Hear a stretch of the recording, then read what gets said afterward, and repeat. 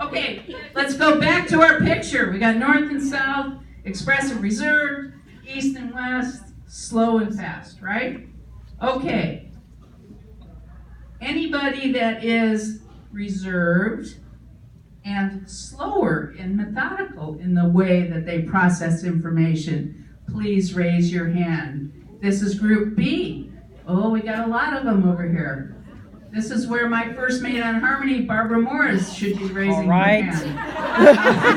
Okay? All right? So, B, you are our rational leaders. Sovereign leader. You're the data people. You love data. You love to research, plan, bring things in. I don't mean numbers, I just mean input. You love input.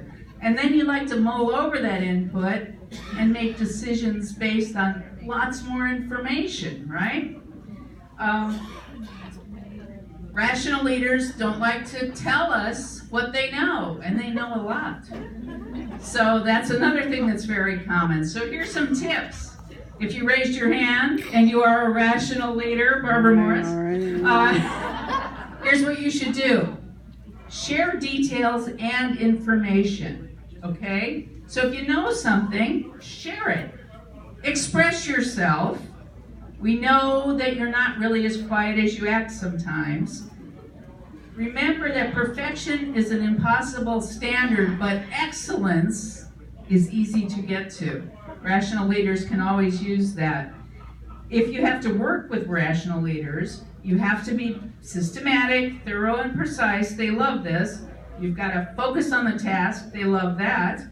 And if you want to give a compliment to a rational leader, remember that you should compliment the precision and the accuracy of their work, because that's what they really dig. They love that. They love having that happen. Also, be sure to be accurate and logical when you interact with rational leaders. So, a lot of fun, right? Okay, back to our cross: north, south, east, west. On our mind slide. If you are expressive in your manner, like to talk a lot, and like to tell people about it, but you're slow in processing, please raise your hand. So now you're expressive and you're slow in processing. Okay? You're group C. Okay. The C table. What kind of leaders do you think you are? Entertaining, lots of fun, right? You're the collaborative leaders. The collaborative leaders. We love our collaboratives. You guys don't maybe assert yourself as much, but boy, you love to work together. You love people. You do great things. You come on the boat. You take the sail covers off. You work together to get everything ready. We pull away from the dock. You're so great. We love you. We love you. But you have a few issues too. Like you maybe won't come forward and say, I can do that, or I'll do that, because you want everybody else to come forward with you. I taught a class in China. People from China, young people from China, very collaborative. It's part of the education system. And I had the class put little, these sticky notes all over the wall as they were describing themselves. And this one group was a collaborative table. They were all collaboratives. And so it took 6 people to stand up and get those sticky notes together and take them over and put them on the wall. And I've had people do that on the boat. So the sail cover, 15 people are rolling the sail cover back and pulling it in a little thing, and, so that's our collaborative. So collaborative leaders, if you want people to be able to get along with you, please, please, please assert yourself more. We want to know about your individual ideas and values as well as your group ideas. Take charge when needed.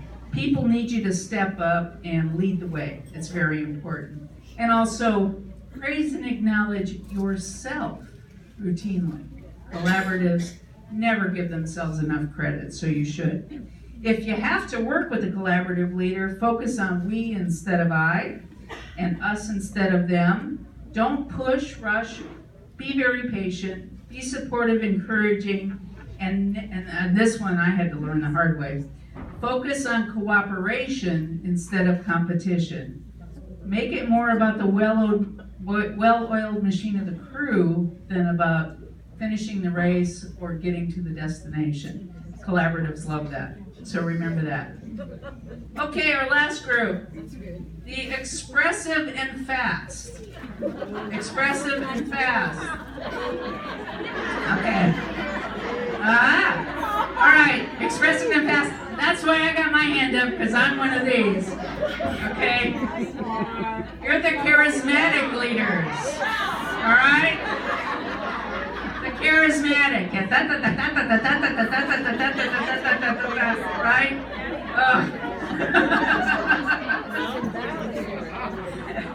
They are truly painful. Right? They're very painful.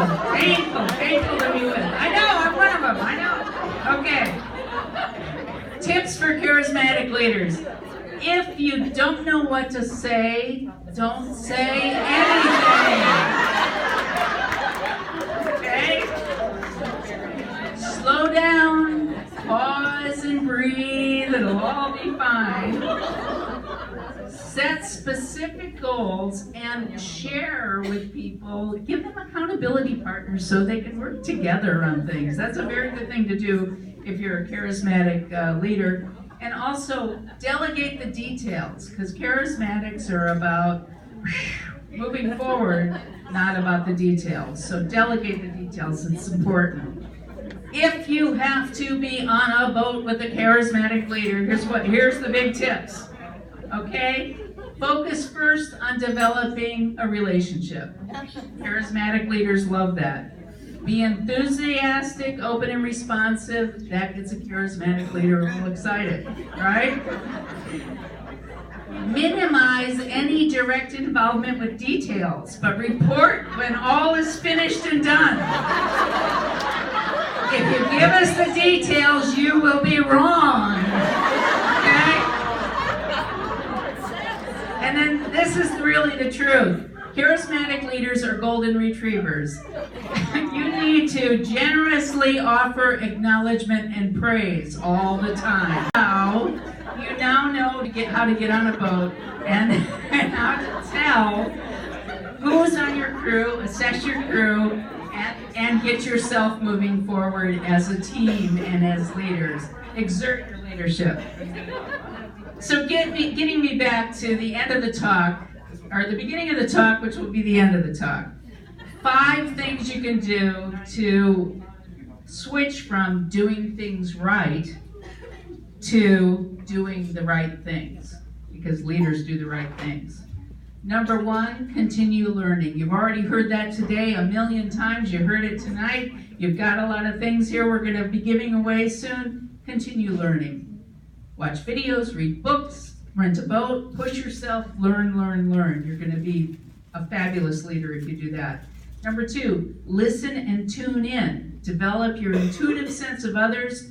Be empathetic and nurturing. Tell a compelling story and persuade. It's really, really the way to make a boat happy as a crew member. So do that. Reframe problems and reassess solutions all the time. And remember, everything can be fixed. You can fix it, you can move on, and if there's one thing we know in sailing, when it's all done, there will be a happy hour. Okay? Number 4, understand yourself. Know your strengths and weaknesses. Take what you learned tonight.